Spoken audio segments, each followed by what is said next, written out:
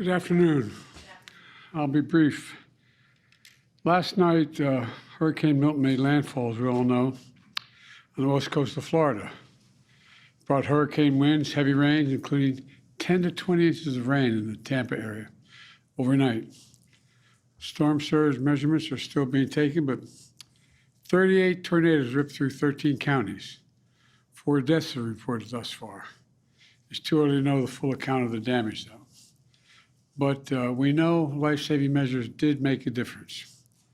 More than 80,000 people followed orders to safely shelter last night. And we've had search and rescue teams at the ready for any calls for help this morning. There's still very dangerous conditions in the state, and people should wait to be given an all clear by their leaders before they go out. We know from previous hurricanes that it's often the case that more lives are lost the days following the storm than actually during the storm itself.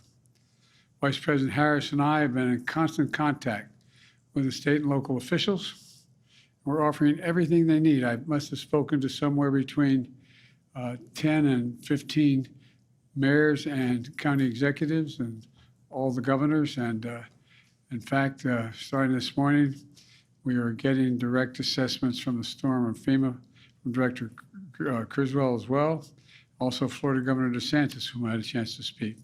And the Vice President and I have just convened a meeting this morning with the leaders of the Department of Homeland Security, Department of Defense, including NORTHCOM Commander, who has responsibility for providing defense support to civilian authorities.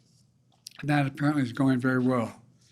As well as from the Coast Guard and from FEMA, we've received reports.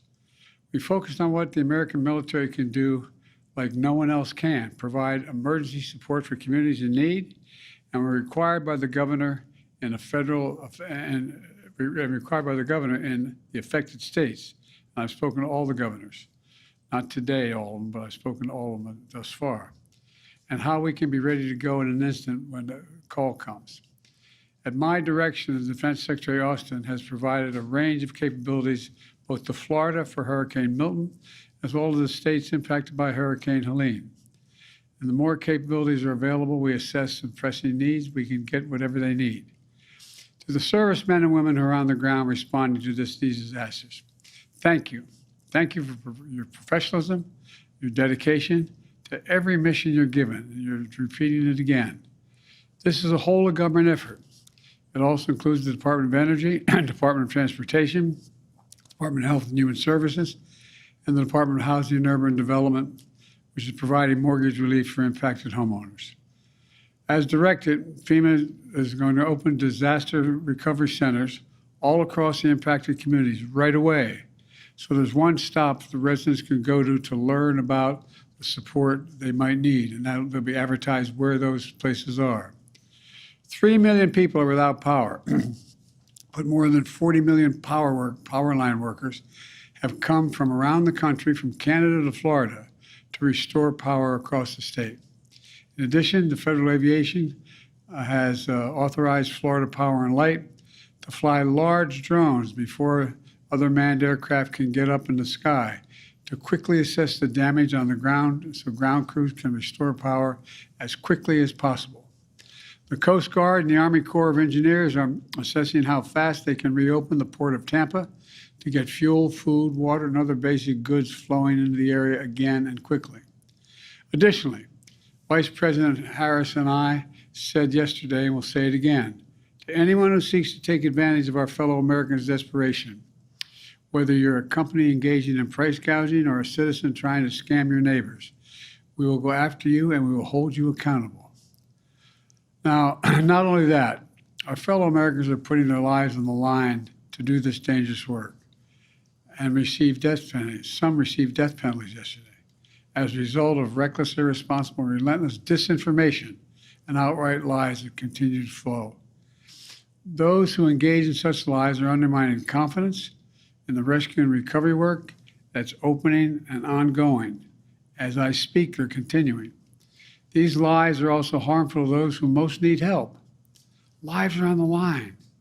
People are in desperate situations. Have the decency to tell them the truth. So let me say this. To all the people impacted by Hurricane Helene and Hurricane Milton, despite the misinformation and lies, the truth is we're providing the resources needed to rescue, recover, and rebuild. And rebuild. Let me close with this. I know recovery and rebuilding projects can take a long and difficult time, but as long after the press and the cameras move on, I promise you, you have to pick up the pieces still. I want you to know we'll do everything in our power to help you put pieces back together and get all that you need. But God bless you, and may God bless our troops and our first responders who are in some cases risking their lives to help. Thank you very much. I'll be reporting again tomorrow. Thank you. Mr. President, on FEMA funding, how much time does Congress have to act before FEMA or the SBA run out of money? That's in discussion now, but I don't want to mislead you. I think in terms of the SBA, it's pretty right at the edge right now. And I think the Congress should be coming back and moving on the emergency needs immediately. And they're going to have to come back after the election as well, because this is going to be a long haul for total rebuilding. It's going to take several $1 billion. It's not going to be a matter of just a little bit. But we're providing now to make sure people have the emergency relief they need. The dollars just to be able to get a prescription filled, to get a baby formula done. All the things, that $750 that they're talking about, Mr. Trump and all those other people know it's a lie to suggest that's all they're going to get. That's bizarre. It's bizarre. They got to stop this.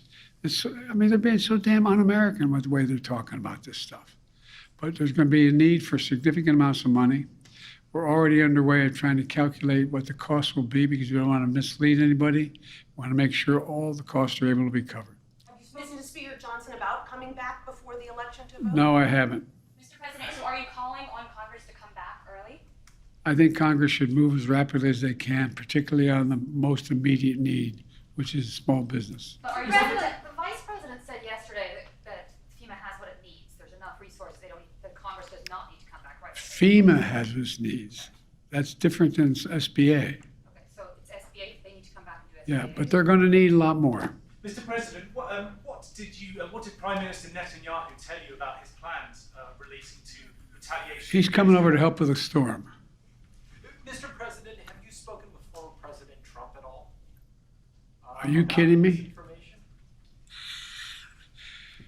Mr. President Trump, former President Trump, get a life, man. Help these people. Will you hold him accountable? You said you were going to hold those accountable.